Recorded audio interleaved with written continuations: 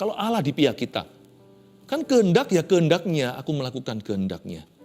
Aku melakukan kehendak Allah. Cari dahulu kerajaannya serta kebenarannya. Kalau hari ini hidupku benar di hadapannya, siapa lawanku? Apalagi kalau saya melakukan kehendak Tuhan itu dengan cara yang berkenan. Metodenya pun ku perhatikan, tidak menghalalkan semua cara. Tujuan tidak menghalalkan cara.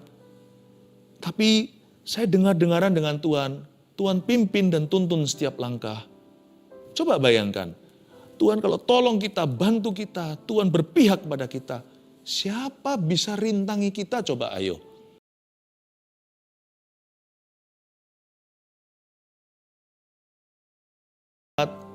Cinta kasih-Mu. Dapat melihat hati Tuhan dan menangkapnya. Sampaikan firman-Mu Tuhan, ajarkan. Sembunyikan hamba di balik salib-Mu selalu. Demi nama Yesus. Amin. Firman Tuhan itu ada yang namanya logos, artinya firman tertulis, yaitu Alkitab di tangan. Ada cetakannya, tertulis di sana, tidak lari kemana-mana. Kejadian sampai Wahyu selalu lengkap di situ. Lalu ada firman yang berupa rema, sesuatu yang melompat. Dari tulisan yang kita baca, ada yang melompat ke kita. Bahkan rema itu juga bisa mendengarkan suara Allah dengan cara yang berbeda-beda, tapi selalu sesuai dengan firman Allah. Nah, itu yang saya alami hari-hari ini. Menjelang songsongan tahun depan, kita ini akan memasuki tahun yang kata dunia suram. Saya banyak berdoa syafaat untuk jemaat. Untuk keluarga Saat Teduh, untuk Gereja Mawar Syaron, saya doakan agar jemaat sekalian diberkati, disertai, dilindungi, diluputkan, dituntun sama Tuhan dalam profesi, dalam pekerjaan. Setiap bidang usaha yang digeluti, setiap job-job yang dilakukan di dunia kerja, di marketplace, saya doakan supaya ada urapan. Dan ketika saya berdoa itu, suatu hari saya bangun tidur pagi-pagi, saya langsung otak saya ingat Kejadian pasal pertama, yaitu jadilah terang. Ketika Tuhan ciptakan alam semesta, lalu terang itu jadi. Tapi kali ini di hati saya, meskipun otak saya, pikiran saya tahu itu jadilah terang, di hati saya itu ada yang berkata, jadilah sukses. Be successful. Saya tahu itu rema dari Tuhan yang saya tangkap untuk keluarga Saat Teduh, dan saya ingin bernubuat dengan iman untuk hidupmu. Jadilah berhasil. Karena itu saya kasih judul khotbah saya hari ini juga sama, jadilah sukses. Ini adalah nubuatan yang saya terima untuk kita semuanya. Jangan alergi dengan kata sukses. Memang itu seringkali di-abuse atau disalahgunakan. Tapi sukses itu baik, asal itu datang dari Tuhan. Jangan kita trauma, jangan langsung juga pikiran kita negatif, bahwa itu pasti adalah Injil kemakmuran. Bukan sih, saya juga tidak suka dengan Injil kemakmuran karena Injil itu lengkap. Injil itu harus seimbang. Setiap firman harus diberitakan, tidak boleh tebang pilih. Tidak boleh pilih kasih. Tentang penderitaan juga harus disampaikan. Tentang berkat juga harus disampaikan. Dan hari ini giliran di Saat Teduh bersama, saya mau sampaikan hati seorang bapa kepada putranya. Tentunya hati Bapa di sorga, tapi kita akan melihatnya lebih jelas lewat hati Daud bagi Salomo, putra mahkotanya atau ahli warisnya. Yaitu di 1 Raja-Raja pasal 2, ayat 1 sampai ayat yang keempat saya bacakan. Pesan Daud yang terakhir sebelum meninggal dunia. Ketika saat kematian Daud mendekat, ia berpesan kepada Salomo anaknya. Aku ini akan menempuh jalan segala yang fana. Maka kuatkanlah hatimu dan berlakulah seperti laki-laki. Lakukanlah kewajibanmu dengan setia terhadap Tuhan Allahmu, dengan hidup menurut jalan yang ditunjukkannya. Dan dengan tetap mengikuti segala ketetapan, perintah, peraturan, dan ketentuannya. Seperti yang tertulis dalam hukum Musa, supaya engkau beruntung dalam segala yang kau lakukan, dan dalam segala yang kau tujui.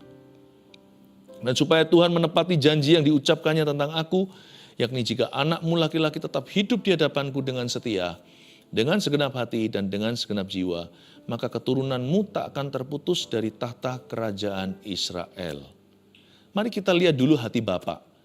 Dalam hal ini hati seorang ayah namanya Daud kepada Raja Salomo yang masih muda.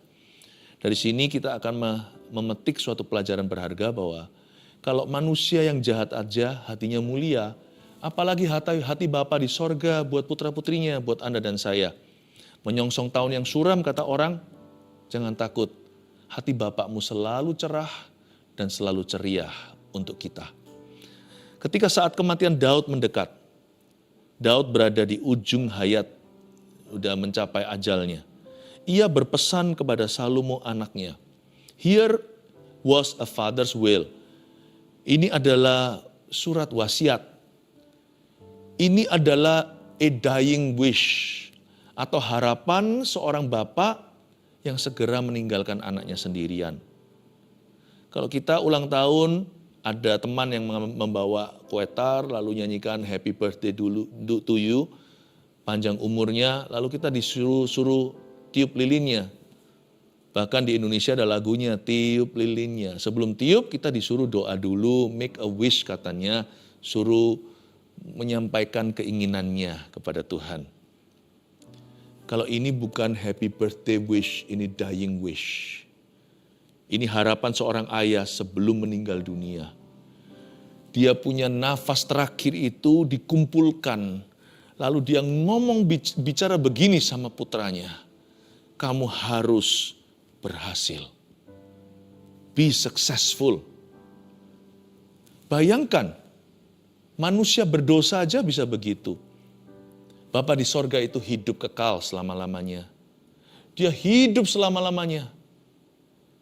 Dia punya wish, harapannya atas kita tidak berubah. Dahulu, sekarang, sampai selama-lamanya Yesus tetap sama. Hati Tuhan itu mulia senantiasa bagi kita. Tuhan juga katakan yang sama seperti Daud kepada Salomo putranya. Tuhan bilang gini sama kita anak-anaknya, be successful, I support you, jadilah sukses.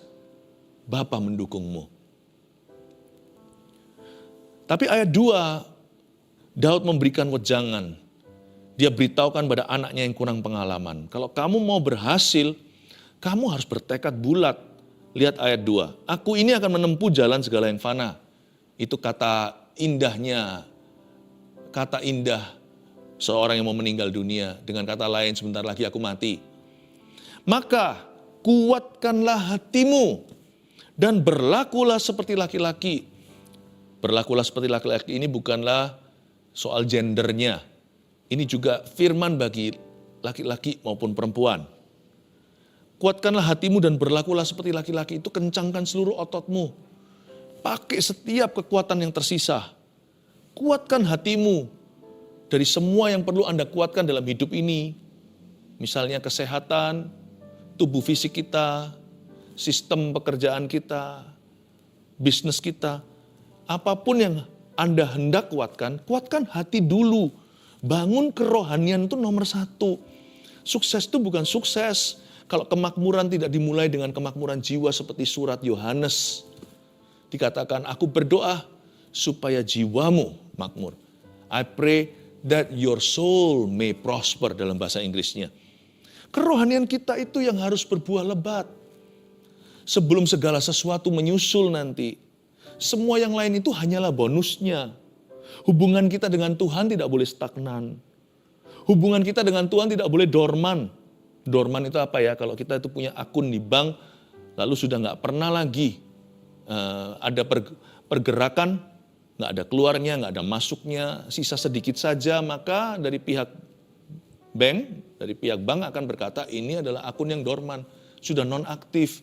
Hubungan kita dengan Tuhan nggak boleh non-aktif. Kuatkan hatimu itu suatu aktivitas terus. Aku harus bangun diriku di atas dasar imanku yang teguh. Aku berbahasa roh setiap hari. Bukan supaya aku jadi kaya, bukan supaya aku menjadi orang yang berhasil versi dunia. Tapi aku mau jalan dalam rencana Allah. Daud sedang impartasi kepada anaknya, bukan warisan harta duniawi. Dia wariskan kekuatan imannya. Dia berkata, nak, kalau kamu mau jadi orang yang successful, kamu harus be determined. Kamu harus bertekad bulat, karena di luar sana itu seperti kesebelasan. Sepak bola maksud saya, 22 orang berebut satu bola. Tidak semua orang bisa menggiring bola. Dan semua juga mau masukkan ke gawang, tapi banyak kipernya. Banyak yang akan menghalangi Anda untuk mencapai gol-gol Anda. Kalau Anda jadi orang yang pelin-pelan, kalau kita jadi orang yang lembek, apa namanya hari-hari ini, generasi stroberi, dipencet sudah langsung berair, langsung sudah berdarah-darah, sudah langsung menyerah, lemparkan handuk putih berkata, udah deh, aku malas mencoba, gagal terus. Kalau kita mau jadi orang berhasil, kita harus bandel, kita harus lawan arus sambil pegang Yesus. Jangan lawan arus dengan kekuatan sendiri, nanti gigit jari. Pegang Yesus, lalu lawan arus. Lawan arus dan tetap pegang Yesus. Dia berkata, kuatkanlah hatimu. Apapun kalau mau besar, harus di tangan orang yang bermental besi. Harus di tangan orang dan dijalankan, dipimpin oleh seorang yang bersemangat baja. Kamu harus berlaku seperti laki-laki. Kalau otot baja, urat baja itu di Indonesia, ya dongengnya ceritanya Gatot Kaca gitu ya. Kalau ini Raja Daud berkata, kamu harus menjadi pahlawan yang gagah perkasa. Berlakulah seperti laki-laki. Be a Superman, but not in your own strength. Jadi seorang Superman, tapi bukan dengan kekuatanmu sendiri. Tapi dapatkan kekuatan dari Super God. Dapatkan kekuatan dari Allah yang Maha Kuasa, the Almighty. Maka kuatkanlah hatimu, be determined. Bangun dulu kerohanian. Kencangkan otot-otot rohanimu. Ya, kembangkan imanmu. Baca firman itu jangan dikit-dikit, jangan tanggung-tanggung, jangan asal-asal. Baca sungguh-sungguh, renungkan siang dan malam. Supaya perjalananmu berhasil. Supaya kemanapun kau pergi, kau beruntung, kata Tuhan pada Yosua pasal pertama. Saya berdoa. Minggu-minggu ini saya berdoa. Dan khususnya minggu ini saya mau banyak bicara sama jemaat. Soal profesi mereka, pekerjaan, soal keuangan, terutama soal iman. Ayo, saya dorong Anda agar Anda mulai membangun iman dengan serius. Lalu ayat yang ketiga berkata, lakukanlah kewajibanmu dengan setia terhadap Tuhan Allahmu, dengan hidup menurut jalan yang ditunjukkannya. Berhenti di sana di ayat 3a. Itu tadi diulang lagi. Daud berkata gini sama anaknya, kalau kamu mau jadi seorang yang berhasil ya nak, kamu harus pertama-tama jadi orang yang berhasil dalam mengikut Tuhan. Namanya sukses yang nomor satu terutama itu adalah sukses mengikut Yesus. You must be successful in following the Lord. Seperti lagu apa itu Sister Act, I will follow you wherever he may go. Aku akan mengikutmu kemanapun kau pergi. Kalau kita mau berhasil, kalau kita mau sukses jadi orang, tangkaplah dan raihlah sukses tertinggi, yaitu sukses mengikut Tuhan. Dan itu nggak bisa kita lakukan kalau kita nggak sengaja menaruh Tuhan di depan dan di tengah-tengah hidup kita dan di atas segalanya. Anda baca ya bersama dengan saya, lakukan kewajibanmu dengan setia terhadap Tuhan Allahmu dengan hidup menurut jalan yang ditunjukkannya dan dengan tetap mengikuti segala ketetapan. Itulah jalan yang ditentukannya. Itulah jalan yang ditunjukkannya. Dengan tetap mengikuti segala ketetapan, segala perintah, segala peraturan, segala ketentuannya seperti yang tertulis dalam hukum Musa. Ini bukan bicara soal hukum Taurat. Ini bicara tentang Kristus di perjanjian lama. Wujudnya dalam bentuk perintah, peraturan, ketentuan, ketetapan. Itu berarti Daud bilang begini sama Salomo, aku sudah menempuh jalur panjang, aku sudah menempuh jalan lama. Sebentar lagi aku akan meninggal dunia. Percaya papa nak, percayalah bahwa tidak bisa kita itu berhasil sungguhan kecuali kita jadikan Kristus segalanya. Dia jadikan Kristus ketetapan kita, peraturan kita, perintah kita, ketentuan kita. Segala sesuatu yang tertulis. Firman ini benar. Dengan kata lain, Daud berpesan. Dan hari ini Roh Kudus pakai firman ini untuk berpesan kepada kita. Be Christ-centered in everything you do. Apapun yang kau lakukan, tetaplah berpusat pada Kristus. Berpusat pada firman. Be Christ-centered. Be word-centered. Alkitab ini bukan buku bagi saya, meskipun ada kitabnya. Alkitab ini adalah the center of my life. Alkitab ini adalah pusat kehidupan saya. Semua apapun pembicaraan saya, pernikahan saya, ya, parenting saya, cara membesarkan anak, metode saya, cara hidup, gaya hidup saya, metode pelayanan, segala sesuatu itu patronnya adalah firman. Ini menjadi sentralisasi. Segala sesuatu yang saya lakukan, katakan, yang saya miliki, semuanya itu dari sini. Be Christ-centered. Ikuti segala ketetapan, segala perintah, peraturan, ketentuan seperti yang tertulis dalam hukum Musa. Jadikan firman itu pusat kehidupanmu. Jadikan Kristus pusat kehidupan. Supaya, coba lihat itu tadi. Supaya apa? Kita mengikuti segala ketetapan, perintah, peraturan, ketentuan. Supaya engkau beruntung dalam segala yang kau lakukan dan dalam segala yang kau tuju. Dalam bahasa Inggrisnya kira-kira begini. So you will be successful and unstoppable. Daud ngomong begini sama putranya, sama anak kesayangannya. Nak, kamu lakukan semua itu ya supaya kamu beruntung dalam segala yang kamu lakukan dan segala yang kamu tuju. Supaya kamu berhasil dalam tujuan-tujuanmu. Supaya kamu sukses. So you'll be successful and unstoppable. Supaya tidak ada yang bisa merintangimu, tidak ada yang bisa menghalangi. Tapi sungguhan ya, jikalau kita melakukan kehendak Tuhan dengan cara yang berkenan pada Tuhan, plus dengan pertolongan Tuhan apalagi, siapa sih yang bisa bertahan melawan kita? Coba renungkan. Kalau Allah di pihak kita, kan kehendak ya kehendaknya, aku melakukan kehendaknya. Aku melakukan kehendak Allah. Cari dahulu kerajaannya serta kebenarannya. Kalau hari ini hidupku benar di hadapannya, siapa lawanku? Apalagi kalau saya melakukan kehendak Tuhan itu dengan cara yang berkenan. Metodenya pun ku perhatikan, tidak menghalalkan semua cara. Tujuan tidak menghalalkan cara. Tapi saya dengar-dengaran dengan Tuhan. Tuhan pimpin dan tuntun setiap langkah. Coba bayangkan, Tuhan kalau tolong kita, bantu kita, Tuhan berpihak pada kita. Siapa bisa rintangi kita? Coba ayo. Bukan hanya sukses, kita jadi orang yang tidak bisa dihentikan. Unstoppable. Daud tahu itu karena Daud adalah orang perang. Dan dia selalu menang. Selalu menang. Daud gak pernah kalah. Selama hatinya berpaut pada Allahnya, dia gak pernah kalah sekalipun.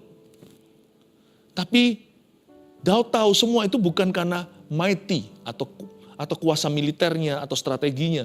Itu bukan gagah perkasa. Dia tahu itu karena Allah beserta. Makanya itu dia beritahu sama anak muda yang kurang pengalaman ini. Yang nantinya akan menjadi raja yang paling sukses. Ya, raja yang paling berhasil, bahkan raja terkaya sepanjang sejarah. Dia berkata, supaya kamu beruntung dalam segala yang kamu lakukan dan dalam segala yang kau tuju. So you will be unstoppable. Supaya tidak ada satupun musuhmu bisa merintangi, menghalangimu. No one. Tidak ada seorang pun bisa berkata kepadamu, kamu tidak bisa lakukan itu. Kalau Allah beserta dan kalau itu kehendaknya, kamu bisa melakukan segala perkara di dalam Dia yang memberimu kekuatan. Saya bisa bayangkan Salomo di ranjang kematian Daud. Di sisi ranjangnya, dia memperhatikan dengan seksama. Ini nggak bisa didapatkan di bangku kuliah. Ini keluar dari seorang yang diurapi, seorang nabi, raja, imam yang diurapi, papanya sendiri yang sudah mengalami suka duka dengan Tuhannya. Dan supaya Tuhan menepati janji yang diucapkannya tentang aku, ayat 4. Yakni, jika anakmu laki-laki tetap hidup di hadapanku dengan setia, dengan segenap hati, dan dengan segenap jiwa, maka keturunanmu tak akan terputus dari tahta kerajaan Israel. Ayat 4 sini kita bisa melihat hati Tuhan, hati Bapa untuk kita sekali lagi. Daud berkata, supaya Tuhan menepati janji yang diucapkannya tentang aku, maksudnya tentang keluarganya. Waktu Daud baru diangkat jadi raja, Daud kan dapatkan semua janji Tuhan untuk family atau keluarganya. Daud waktu itu membuat satu doa. Kata-kata doa itu tertulis di perjanjian lama, di biografinya. Dalam doa itu dia berkata, siapakah aku? Siapakah keluargaku sehingga engkau memandang aku dan mengangkat aku Tuhan. Bahkan engkau sudah berbicara tentang orang-orang yang belum ada, belum eksis bahkan. Hari ini mereka belum dilahirkan. Daud menerima sebuah pewahyuan tentang keturunannya, bahwa tahtanya akan tetap di Israel. Bahkan sebelum satu pun anak-anak yang disebutkan Tuhan itu dilahirkan. Daud ngomong begini sama Salomo, Allahmu itu, yaitu Allahku, Allah yang akan kau sembah sepanjang sejarah, engkau bertahta. Allahmu itu mulia. Janjinya itu selalu kind, selalu baik. Inilah janji yang diucapkannya tentang aku. Coba baca ya janjinya sekali lagi, tidak ada kebusukan di dalamnya. Tidak ada ilfil dari Tuhan. Tidak ada niat buruk, betul sekali kalau dikatakan di ayat yang lain. Sebab aku tahu rancangan apa yang ada padaku tentang dirimu. Bukan rancangan kecelakaan. Sungguhan Tuhan tidak pernah punya rencana yang negatif, yang buruk, yang kutuk, yang busuk. Dan supaya Tuhan menepati janji yang diucapkannya tentang aku. Apa janji Tuhan pada Daud? Apakah janji itu? Titik 2, yakni jika anakmu laki-laki tetap hidup di hadapanku dengan setia. Itu syaratnya. Dengan segenap hati dan dengan segenap jiwa. Maka ini akibatnya. Keturunanmu tak akan terputus dari tahta kerajaan Israel. Dengan kata lain, aku akan menegakkan tahta Daud selama-lamanya. Baik ya Tuhan itu ya. Meskipun Tuhan juga bisa keras sama Daud waktu dia salah soal Batsheba.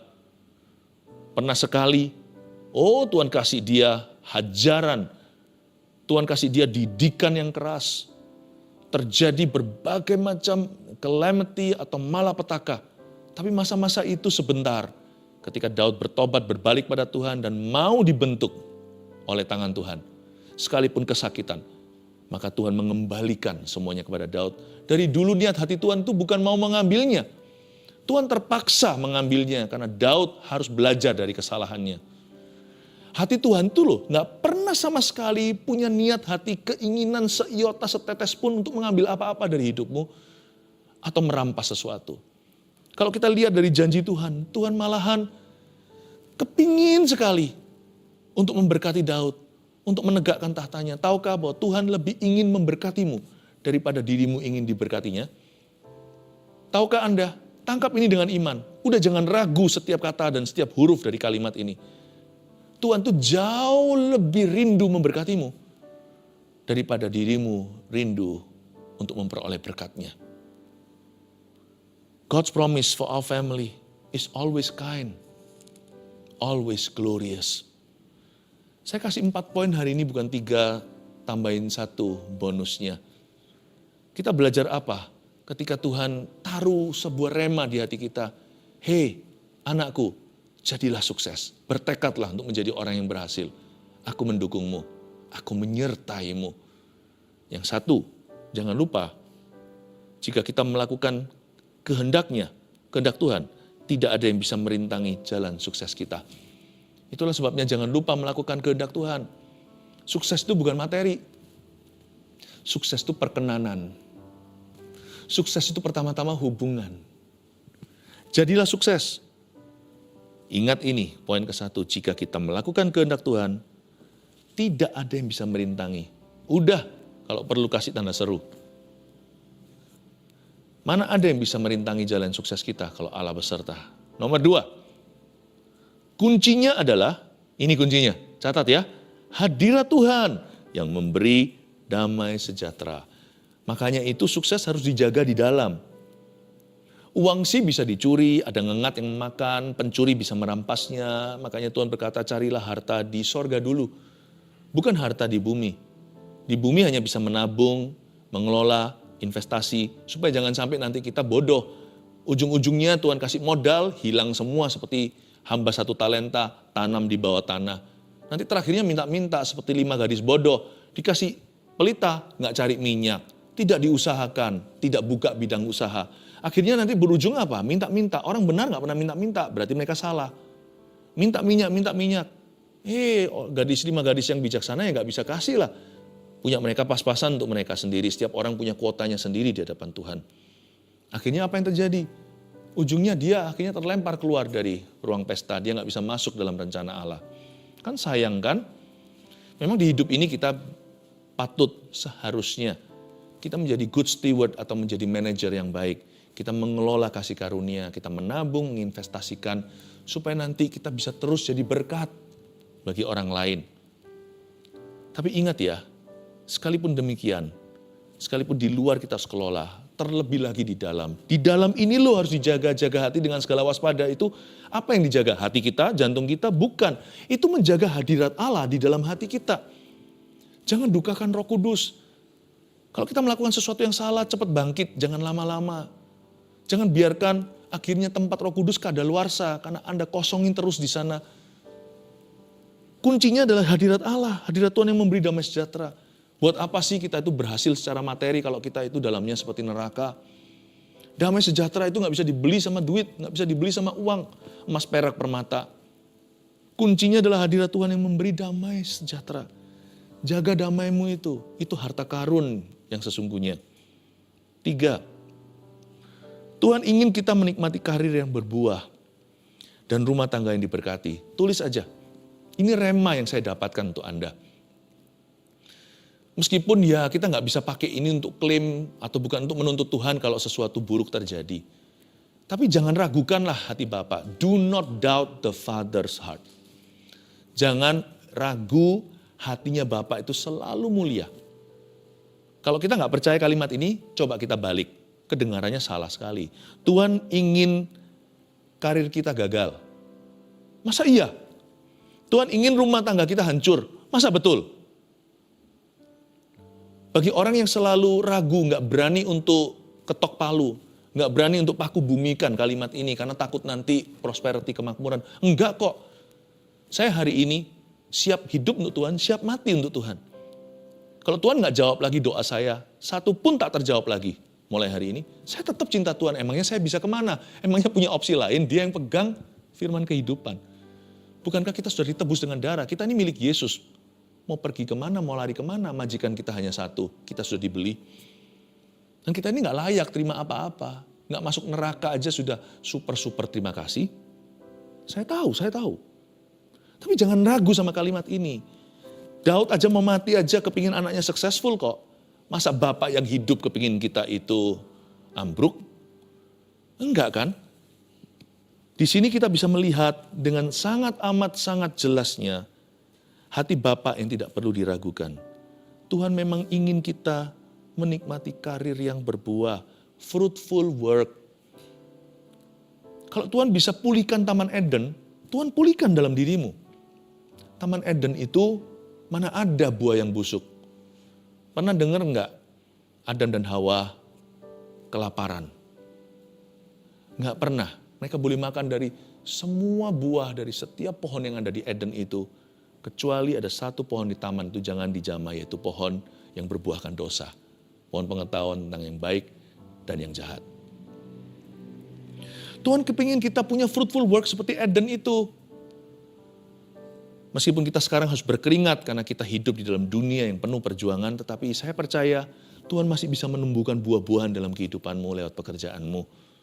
Bukan hanya itu saja, rumah tangganya pun Tuhan ingin kita memiliki atau mengalami a blessed home atau rumah keluarga yang diberkati.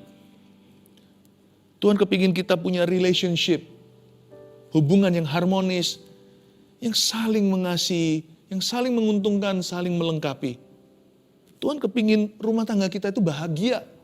Mana ada Tuhan itu nikahkan di holy matrimony, memberkati sepasang sejoli laki-laki dan perempuan menjadi suami istri, lalu Tuhan kepingin menghancurkan mereka. Tuhan bawa orang bangsa Israel keluar dari Mesir supaya mereka dihanyutkan di Laut Merah, supaya mereka ditenggelamkan di samudera. Enggak, Tuhan enggak pernah berkati pernikahan seseorang berujung supaya Tuhan bisa hancurkan mereka. He wants to bless your home. Dia ingin memberkatimu. Kalau di dalam keluarga Anda hutang piutang tidak pernah selesai, aduh itu seperti kuk yang dipasang setan, seperti roh perbudakan. Masa Tuhan tidak mau bebaskan kita kalau kita minta kepadanya, mintalah maka akan diberikan kepadamu, carilah maka engkau akan menemukan, ketoklah pintu akan dibukakan. Tuhan mau. Katakan pada dirimu, Tuhan mau. Yang terakhir, yang keempat, ini sebagai peringatan. Bukan kata tadi ada ketetapan, peraturan, perintah, tapi juga ada peringatan. Supaya kita jangan menuntut Tuhan. Tuhan itu siap untuk diuji. Ujilah aku buka tingkap langit. Tapi jangan tuntut, karena kita itu orang berdosa. Tuhan itu Tuhan bukanlah seorang terdakwa. Kitalah yang perlu didakwa. Tapi Tuhan mengasihi kita. Yang dikasihi Tuhan, jangan menuntut sorga. Tahu diri, mawas diri, ketahuilah bahwa Anda dan saya tidak layak di hadapannya. Itulah sebabnya catat ini juga. sukses dari Tuhan tidak tentu seperti sukses duniawi. Sebab upah kita yang sejati ada di sorga, yaitu eternity atau kekekalan. Tahu nggak, upah sesungguhnya, upah iman kita di bumi itu cuma secuil saja. Upah sebongkah itu di kekekalan. Namanya mahkota kebenaran. Karena itu janganlah kita itu kecewa kalau tidak semua harapan kita terjadi. Kalau kita tidak sesukses seperti yang kita harapkan, yang kita mimpikan. Atau kenapa kita kok nggak seperti tetangga kita, karena rumput tetangga kan selalu lebih hijau di mata kita. Setiap orang ada berkatnya dari Tuhan. Bapa kami di dalam sorga, dikuduskanlah namamu. Datanglah kerajaanmu, jadilah kehendakmu. Di bumi seperti di sorga. Berikan pada kami hari ini makanan kami secukupnya. Berikan kami rezeki kami masing-masing per rumah atau per orang. Kami belajar untuk memuaskan diri. Kami belajar bersyukur untuk apa yang sudah kami miliki. Beri kami hikmat untuk mengelolanya, supaya kami jadi orang yang sukses di mata Tuhan yang memberi kami kasih karunia. Catat 4 poin ini, taruh di dalam hatimu. I pray, saya berdoa, dan bahkan saya bernubuat dengan iman, agar Anda menjadi orang-orang yang berhasil di dalam rumah tangga dan di dalam pekerjaan Anda. Biarkan promosi dari Tuhan datang menjemput Anda. Tuhan akan memberkatimu. God shall increase you. Haleluya. Mari kita mengangkat tangan kita. Biar Tuhan mengabulkan doa kita dan memberkati kita. Biar Tuhan memberkati keluar dan masukmu. Tuhan memberkati buah kandunganmu. Tuhan memberkati meja makanmu. Tuhan memberkati keluargamu. Pintu masukmu. Tuhan memberkati segala sesuatu lumbung-lumbungmu. Mulai hari ini sampai seterusnya. May God increase you. Biar Tuhan meningkatkan kasih karunia-Nya atas umatnya, keluarga Saat Teduh. Dalam nama Allah Bapa, Putra, Roh Kudus. Di dalam nama Yesus Kristus. Haleluya. Amin.